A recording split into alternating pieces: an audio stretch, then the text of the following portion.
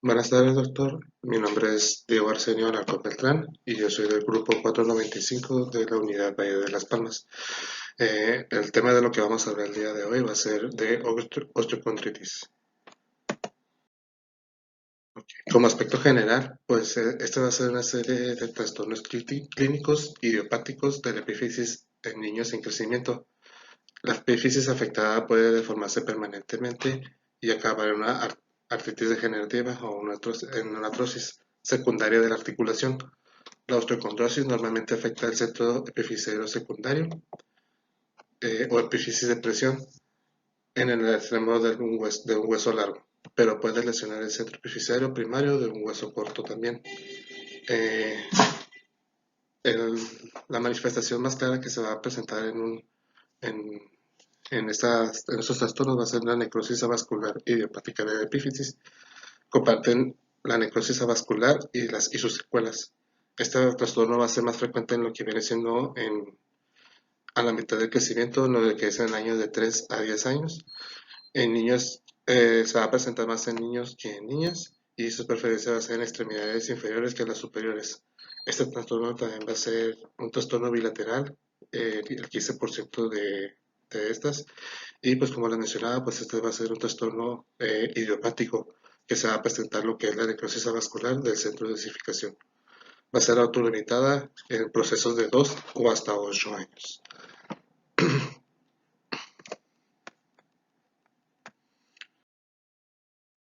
Pasando a lo que viene siendo las fases de la patogenia, pues este trastorno pues va a ser un trastorno que se va a dividir en cuatro partes.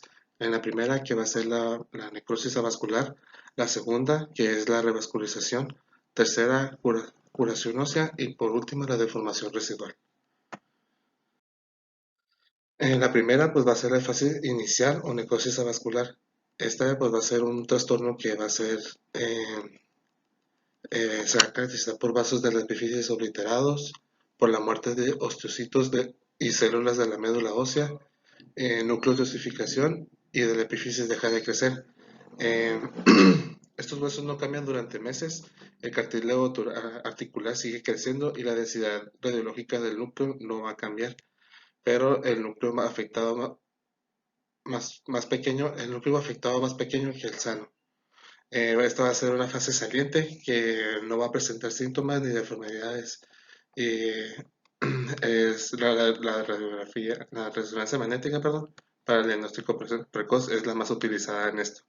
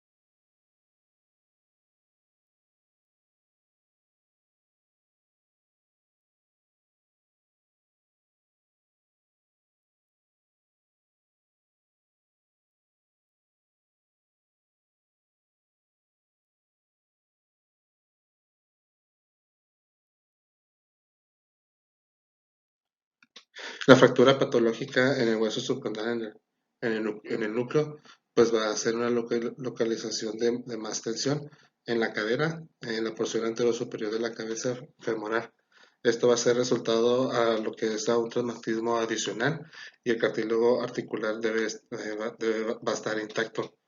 Va a haber una combinación de zonas de deposición ósea irregular y la absorción ósea. Este va a dar un aspecto radiológico de aparente de fragmentación, como se puede observar en esta imagen de aquí. Su inicio de síntomas pues va a ser un dolor, inicio clínico que va a ser al momento de que nosotros le practiquemos a nuestro paciente abducción, va a existir también lo que es el derrame articular, la limitación del movimiento por el mismo dolor que se va a presentar en estos pacientes y va a haber una deformidad progresiva si no se trata adecuadamente. La fase de curación ósea, pues esta va a ser, va a cesar lo que es la reabsorción ósea y continuar la deposición. El tejido fibroso y de granulación son sustituidos por hueso nuevo. La plasticidad biológica, perdón, en el hueso y puede moldearse a alguna medida para mejorar o empeorar según las fuerzas que reciba.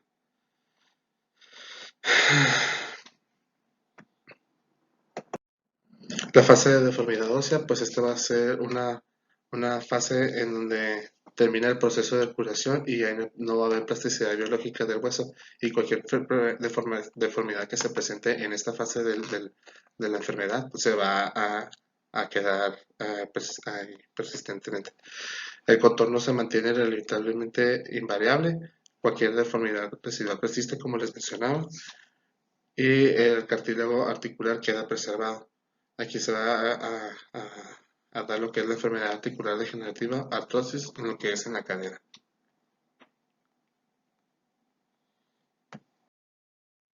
Las manifestaciones clínicas de esta enfermedad pues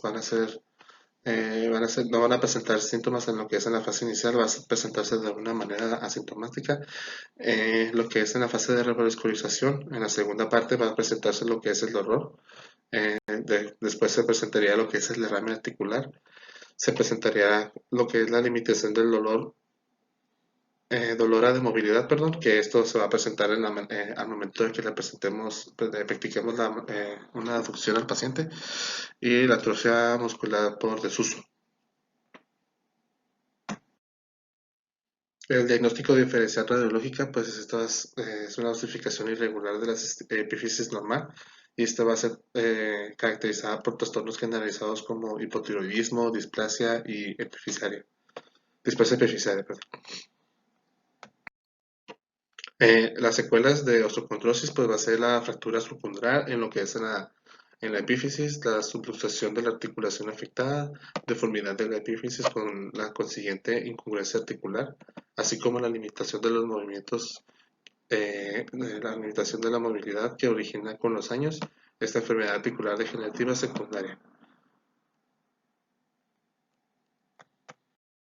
En el tratamiento, pues vamos a tener objetivos que va a ser el prevenir lo que es la deformidad de la epífisis, darle un buen tratamiento al nuestro paciente debido a que si no lo tratamos de manera correcta al momento de tener nuestro diagnóstico, vamos a tener más problemas en un futuro de que nuestro paciente pueda presentar lo que es deformidades. Nuestro paciente va a conservar lo que es la congruencia articular al evitar la artrosis. Los principios de estos tratamientos pues, va a ser prevenir las fuerzas anormales en la epífisis en las bases vulnerables, no generarle un peso adicional a esta zona debido a que solamente vamos a causarle a favorecer lo que son las deformidades óseas. Debemos de recordar que esta enfermedad es autolimitada y cuando se mantiene una deformidad significa el tratamiento poco efectivo. Pues empezando con las osteocontritis, pues vamos a empezar primero con lo que es la osteocontritis específica. La osteocontritis en específica, pues va a ser también conocida como la enfermedad de Lech-Perthes. Esta osteocontritis va a ser una afectación que se va a dar en lo que es la cabeza femoral y va a ser la más frecuente que se va a presentar y también de las más graves. Lo que va a pasar en estos pacientes es que van a presentar una afectación en la cabeza del fémur en la cabeza del fémur y va a disminuir lo que es la circulación en ella, lo que va a provocar una necrosis en el hueso. En su incidencia y su etiología, pues va a ser más frecuente en lo que es en niños entre 3 a 11 años, 5 veces más frecuente en niños que son activos a comparación de las niñas. Va a ser de manera bilateral el 15% de ellas y va a tener una incidencia familiar. La teoría de esta enfermedad pues, va a ser que va a suceder lo que es una oclusión original precaria vascularización de la cabeza femoral por excesiva presión de un derrame sinovial intraarticular en la cadera, inflamatoria o puede ser de origen traumático. El 5% de los niños con sinovitis transitoria de la cabeza y derrame articular sinovial va a ser lo que es la enfermedad de Pertes. En su patogenia, pues destacar la importancia de lo que es la fractura subcondylar patológica y la subluxación secundaria de la cadera. Esto pues es como le mencionaba, pues también puede ser por origen traumático y lo que va a suceder a grandes rasgos en esta enfermedad es que se va a disminuir lo que es el flujo sanguíneo a lo que es a la cabeza a la epífisis y no va a suceder lo que es, van a tener un mal desarrollo óseo, como es más frecuente en niños, va a tener una deformidad en el crecimiento debido a la necrosis que va a presentar el hueso. En sus manifestaciones clínicas, pues va a ser un dolor en el muslo y en la rodilla, va a tener una limitación de la cadera en abducción y rotación interna, va a haber una atrofia visible en partes proximales del muslo, debido a que como no vamos a usar esa parte del hueso de la pierna afectada para no generarle presión y no favorecer las deformidades, pues vamos a tener una atrofia debido al desuso de este músculo. Va a presentar lo que es una caminata con cojera tipo antiágico o protector, que esto va a ser lo que protege la cadera del dolor a cada paso que vaya dando nuestro paciente debido al lado afectado. En estas enfermedades, pues vamos a tener la confirmación mediante la radiografía y aquí los pacientes van a presentar lo que es el signo de Rutherford.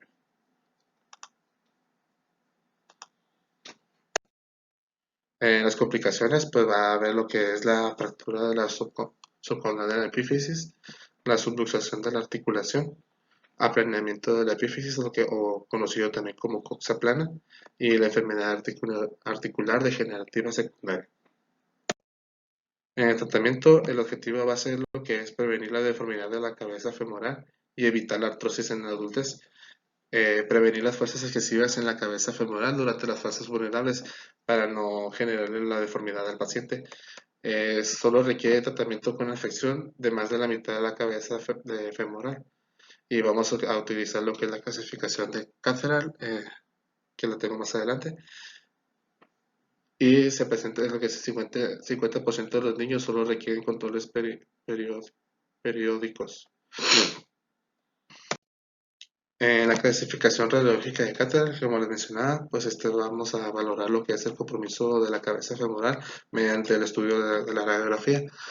Vamos a utilizar dos posturas, la anteroposterior y la lateral, pero aquí solamente le tengo lo que es la AP.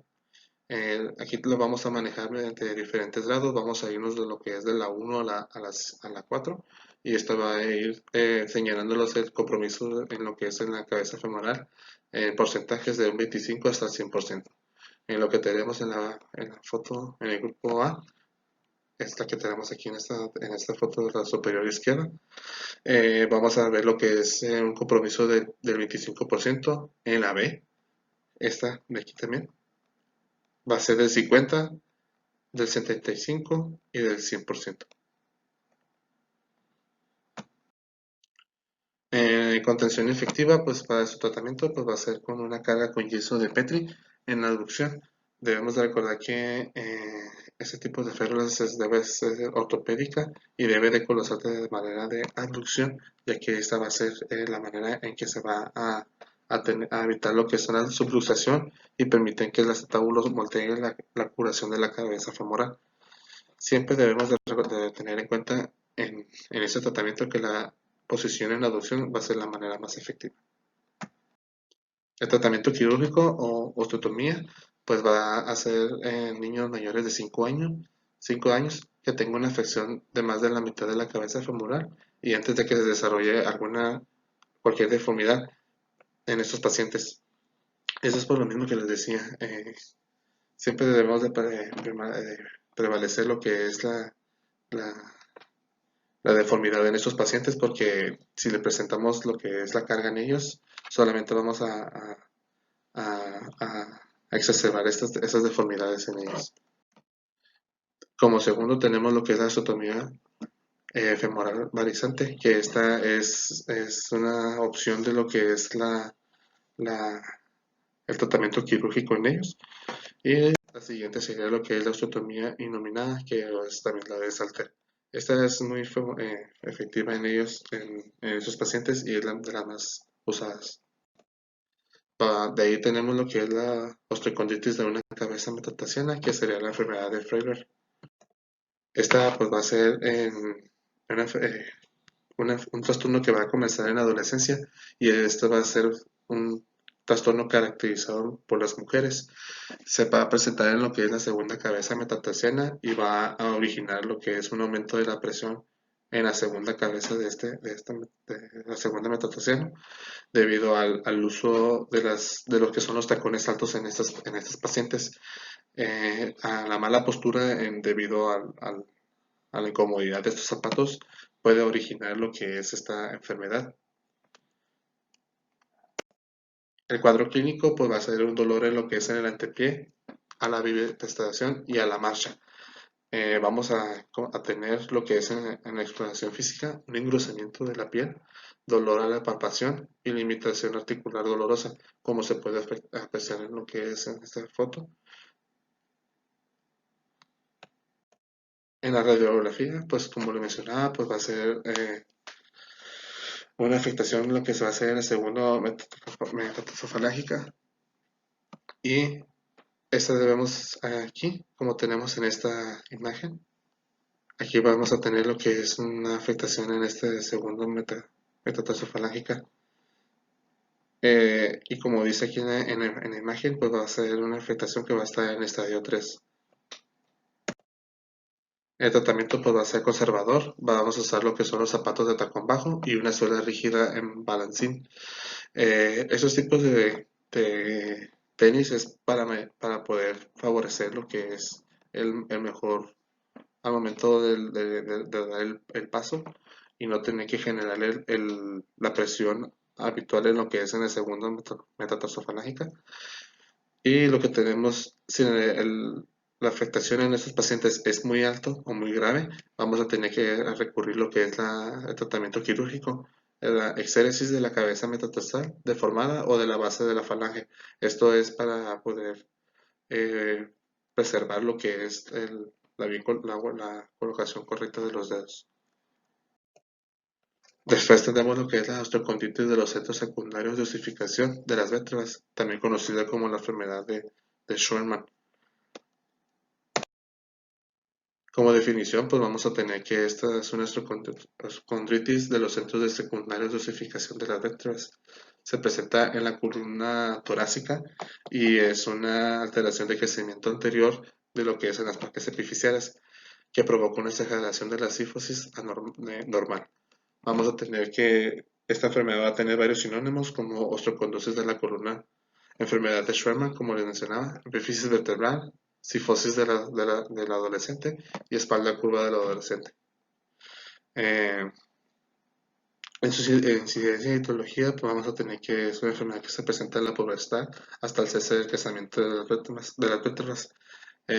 No se sabe si es una enfermedad autosómico dominante, y afecta a placas epifisiales del 3 a la cuarta vértebra consecutivas en la región dorsal mediana. Los factores que predisponen a esta enfermedad pues va a ser la persistencia de surcos vasculares anteriores en cuerpos vertebrales, microtraumatismos repetidos que provocan una necrosis en las placas de estos huesos. En la patología hepatogénea, pues vamos a ver que es una herniación del disco intervertebral a través de la porción anterior de la placa epifisaria en el cuerpo vertebral, también conocidos como nódulos de Schmorn. Esto va a ser porque hay una menos material discal entre los cuerpos vertebrales y el espacio intervertebral discal se colapsa. Esta herniación interfiere con el crecimiento de la placa epifisaria, la osificación de la porción anterior de la epífisis vertebral se vuelve irregular, entonces hay alteración del crecimiento anterior con un crecimiento posterior avanzado, produciendo un cuerpo vertebral en cuña, que eso es muy característico en estos pacientes al momento de sus estudios radiológicos. Esta es una imagen de lo que sería el nódulo de Schmorn, que es lo que es una vértebra en cuña. Ese es el signo característico de las radiografías en estos pacientes. En sus manifestaciones clínicas, pues vamos a tener que es una fase asintomática al principio de la enfermedad, debido a lo que es una mala postura o que va a presentar hombros caídos. Y en la segunda, que es un aumento de la cifosis, moderado dolor de espalda, especialmente al final del día. En la exploración física vamos a tener una exageración de la cifosis torácica, hiporlosis compensadora lumbar, dolor a la palpación de las epífisis espinosas de las vértebras afectadas y isquiotibiales tensos.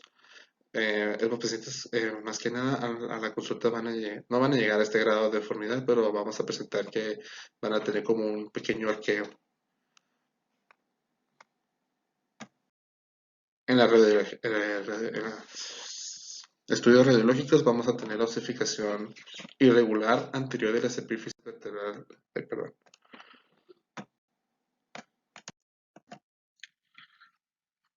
Perdón, pues avanzando lo que sería la osteocondosis del escafoides tarsiano, que sería la enfermedad de Kohler. En la osteoconditis del navicular o el escafoides tarsiano o enfermedad de Kohler, esta es una osteoconditis que va a ser más frecuente en niñas que en niños. Se presenta entre lo que sea los 4 a los 8 años de edad y ocasionalmente se presenta de manera bilateral. En su cuadro clínico, pues va a ser en la fase precoz, pues va a ser asintomática como la mayoría de las enfermedades. Va a ser continúa con una fase de revascularización en donde el paciente va a presentar lo que es dolor en el medio pie y va a presentar una marcha en cojera antiágica del lado afectado para poder evitar el dolor al momento de caminar. Y en la exploración, pues va a ser un pie que va a presentar dolor a la palpación y tumefacción por derrame sinovial. En el tratamiento, pues vamos a tener que es conservador, dirigido a mejorar los síntomas de ellos, una patilla de goma esponjosa para el soporte del arco plantar durante la fase activa de la osteoconditis. También se puede utilizar lo que es un yeso para carga, pero por pocas semanas. La curación de esta enfermedad va a ser a 2 años y raramente con deformidad residual. Tiene un buen pronóstico en estos pacientes si lo detectamos de manera precoz. La osteocondosis del semilunar o enfermedad de Kienbock,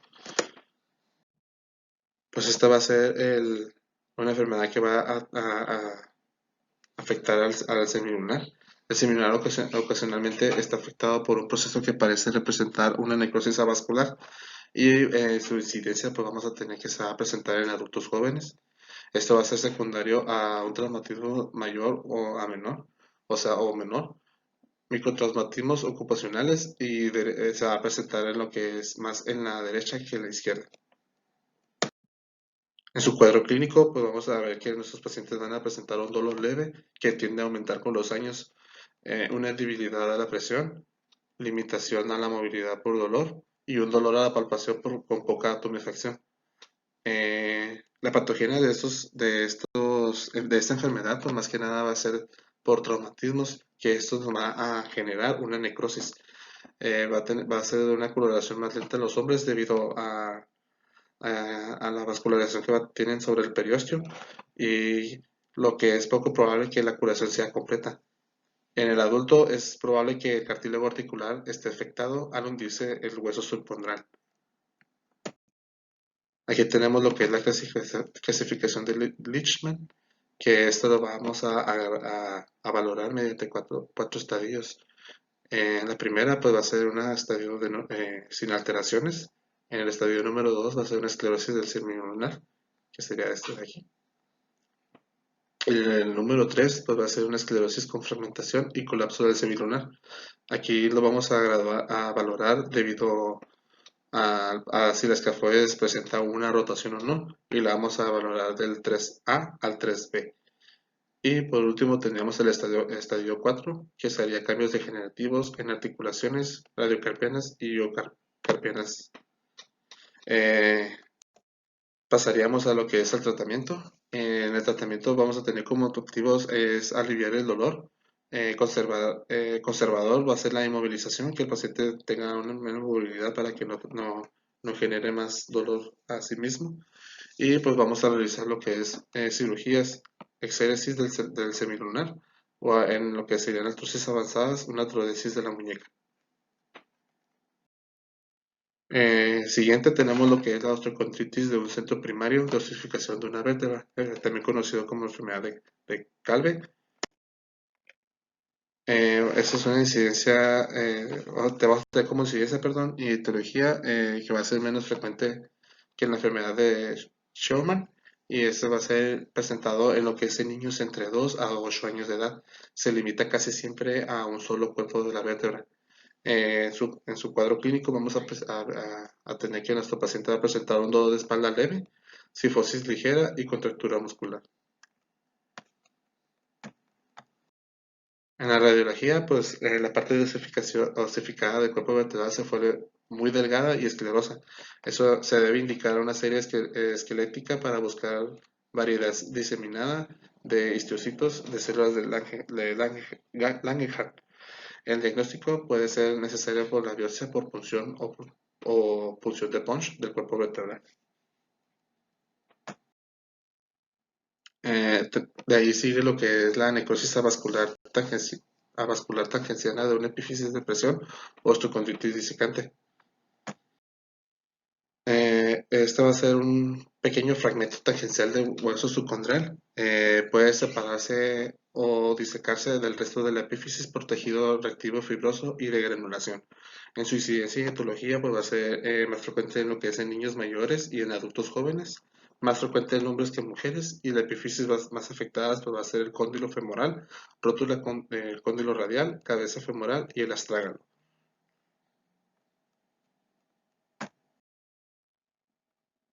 En su patología patogenia, pues esta va a ser el área tangencial de necrosis avascular. En la superficie convexa de la epífisis no suele ser superior a 2 centímetros de diámetro. Esto vamos a ver si el paciente tiene un trauma añadido. Esto puede agregarse lo que sería el desgarre del cartílago, y el fragmento necrótico puede ser expulsado de su lecho cóncavo del tejido blanco y se convierte en un cuerpo libre estiocartilaginoso.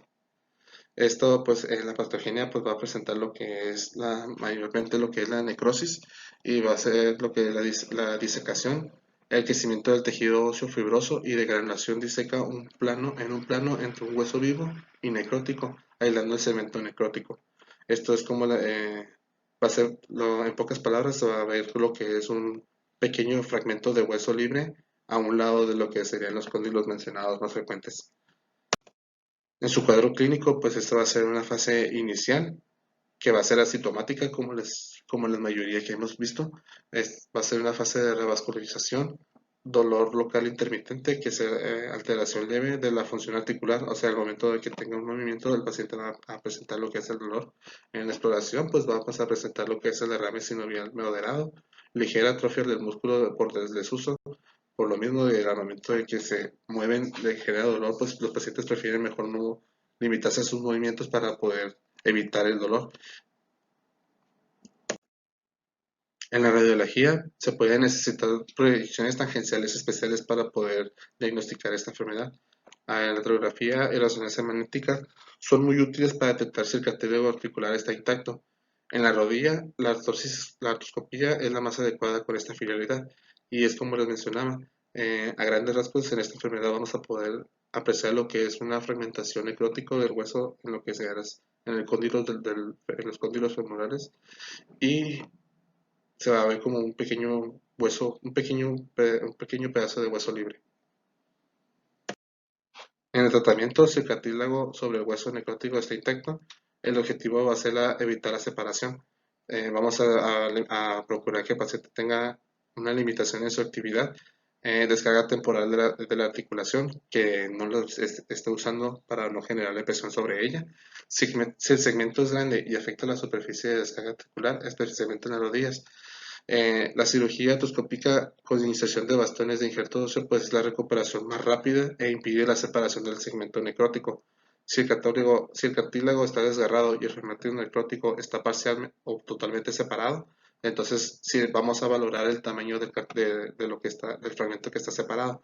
Si es menor de 2 centímetros, se va a retirar ese fragmento mediante cirugía, y si es mayor, pues se va a recolectar y se va a fijar en el lecho con agujas metálicas o óseas. Esto es para evitar no perder esta parte del hueso. El injerto perióstico autógeno seguido del movimiento pasivo continuo, pues esto va a ser una de las recomendaciones que se debe usar el paciente para tener un mejor pronóstico y una recuperación mejor. La avulsión parcial de la tuberosidad tibial, o conocida como enfermedad de Osgood-Schlatter, hacia el final del crecimiento, uno o más centros de osificación aparecen en la tuberosidad tibial, lo que hace vulnerable a los efectos de tracción del tendón rotuliano. En su incidencia, pues afecta más a niños y se presenta alrededor de lo que es a los 10 a los 15 años, y puede ser bilateral. En su patología patogénica, pues se va a presentar lo que es la punción parcial de la tuberosidad tibial y sobre todo la necrosis avascular de la porción avulsionada. Esto va a ser muy característico de estos pacientes.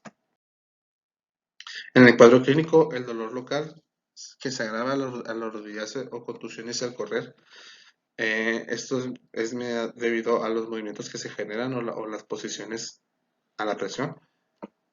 Exploración, pues va a ser una tumefacción subcutánea dolorosa a la palpación.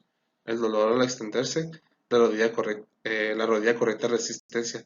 Esto quiere decir que al momento de que el paciente tenga una extensión de la rodilla, pues va a presentar lo que son los dolores en esta área afectada. En su radiología, pues esto, pues como podemos apreciar, las proyecciones más utilizadas en ellos va a ser lo que es la radiografía lateral, y esto vamos a apreciar lo que son los fragmentos en lo que es en epífisis del cóndilos tibiales, perdón, como aquí. Su tratamiento suele ser autolimitado y puede generarse lo que es la osificación en 2 años. El objetivo de la no complicada es prevenir mayor irritación en fase de curación, evitando arrodillarse y saltar. Esto es debido a las presiones que le generamos al momento de realizar estas actividades. Placidoctosis residual de un fragmento proximal después de la curación, escisión del fragmento no unido. Esto, como le mencionaba, se cuenta lo que son los fragmentos en esas porciones, debemos de valorar lo que es el tamaño de ellos, y si es muy pequeño, retirarlo, o si es muy, muy grande, unirlo de nuevo. La avulsión parcial de la apófisis del calcáneo con la enfermedad de Sever, por último. Y pues esta va a ser la apófisis a través de la cual se inserta el tendón Aquiles en el calcáneo. Normalmente se osifica de múltiples centros. Va a tener una incidencia y etiología de niños en activos de 8 a 15 años, y en su patología y patogenia va a existir lo que es la tracción crónica o avulsión parcial de la apófisis del calcáneo. Los pacientes van a presentar lo que es una alteración en lo que es en el hueso calcáneo, recordando que este hueso es el encargado en soportar todo el peso de nuestro cuerpo. En su cuadro clínico vamos a presentar lo que es el dolor detrás del talón, marcha calcánea, tumefacción en la zona posterior del talón y dolor a la palpación. Como les mencionaba, el hueso calcáneo es el encargado de soportar el peso del cuerpo. Entonces, al momento de que nuestros pacientes quieran caminar, pues obviamente es obvio que van a presentar un dolor al momento de querer apoyarse. Pues para diagnosticar esta enfermedad, como en la mayoría de las demás, necesitamos el estudio de la radiografía. Vamos a presentar lo que es una afectación en el hueso calcáneo, como se puede presentar aquí, y en su tratamiento suele ser autolimitada, mejora espontáneamente en menos de 1 año, y debemos considerar la elevación del tacón 1 centímetro para poder mejorar los síntomas en estos pacientes. Y eso sería todo por mi parte. Muchas gracias.